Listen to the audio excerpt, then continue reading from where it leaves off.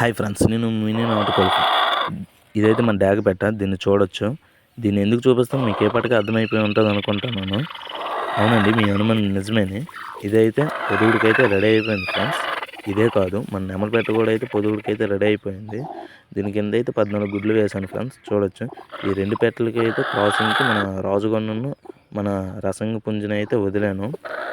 మరి చూడాలి ఎటువంటి క్వాలిటీ పిల్లలు దిగుతాయో. గుడ్డు సైజు అయితే పర్లేదు ఫ్రెండ్స్. చూడొచ్చు ఆ గుడ్లు మీరు ఆ సైజులు ఎలాగున్నాయో చూడాలి. మరి పిల్లల క్వాలిటీ అనేది ఎలాగుంటాయి అనేది. మన డాగపేట విషయానికి వచ్చేసరికి ఇదైతే పర్లేదు. పిల్లలు అయితే మినిమం 12-13 పిల్లలు అయితే దించుతుంది. మన డాగే కాదు, మన దగ్గర ఉన్న పెట్టలన్నీ కూడా 12 పిల్లలకి అయితే తక్కువ అయితే దిగవు. చూడాలి మరి ఎటువంటి రంగు పిల్లలు పుడతాయి అనేది. ఓకే ఫ్రెండ్స్, ఇప్పుడైతే మన నెమల పెట్టని అయితే చూద్దాం రండి. ఇదే మన నెమల పెట్ట. చూడొచ్చు దీని కింద కూడా 14 గుడ్లు అయితే పొదిగేశాను ఫ్రెండ్స్. దీనికి కూడా మన రాజుగూడ రసంగి పుంజుని అయితే క్రాసింగ్కి అయితే వదిలాను. గతంలో ఈ రెండింటి దగ్గర అయితే 8 పిల్లలు అయితే ఉండేవి కదా ఫ్రెండ్స్, మీకు చూపించాను. వాటిల్లో అయితే 4 పిల్లలు అయితే పోయాయి. ఆ కుక్క అయితే పట్టేసింది ఫ్రెండ్స్. ఇప్పుడైతే ప్రజెంట్ 4 పిల్లలు ఉన్నాయి. వాటిని అయితే నెక్స్ట్ చూపిస్తాను. చూడొచ్చు ఈ 14 గుడ్లు కూడా మీరు ఇప్పుడు. ఇవైతే ఈ గుడ్డు సైజులు కూడా మీరు చూడండి. ఇప్పుడు చూపిస్తాను ఆ గుడ్లు ఎలాగున్నాయి అనేది. చూడండి ఆ గుడ్డు సైజులు ఎలాగున్నాయో. వీటికి కూడా మరి చూడాలి ఎటువంటి క్వాలిటీ పిల్లలు పుడతాయి అనేది, ఎటువంటి రంగులు వస్తాయి అనేది కూడా చూడాలి. మన రాజుగూడ రంగులు వస్తాయో లేకపోతే మన రసంగి రంగు వస్తాయో అనేది, ఎన్ని రంగులు వస్తాయో చూడాలి మరి. ఓకే ఫ్రెండ్స్, ఇప్పుడైతే ఆ గుడ్లు పెట్టేద్దాం.